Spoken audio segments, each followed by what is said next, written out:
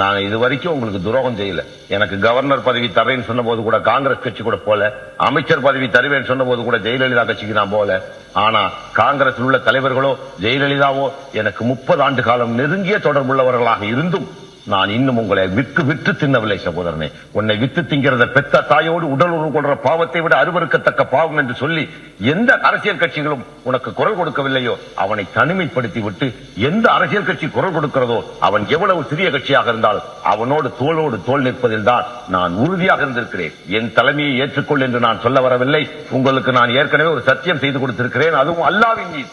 நான் அரசியல் கட்சிகளில் பதவி வைக்க மாட்டேன், அரசியல் அங்கங்கள் வைக்க மாட்டேன், தேர்தலில் நிற்க மாட்டேன் போன்ற 3 நான் சத்தியங்களை நான் காசு பணத்தை தொட மாட்டேன், பொம்பளை பின்னாடி போயிட மாட்டேன். எந்த காலத்திலையும் செத்தாலும் சாவேன உடைய சமரசமாக அடிமைப்படுத்தியவர்களை, ஆதிக்க சக்திகளை, ஆரிய வர்க்கங்களோடு நான் சமரசமாக போக மாட்டேன் என்று உங்களுக்கு சத்தியம் செய்து கொடுத்து விட்டு அந்த சத்தியத்தில் கடந்த 30 ஆண்டு காலமாக நிற்கிறேன்.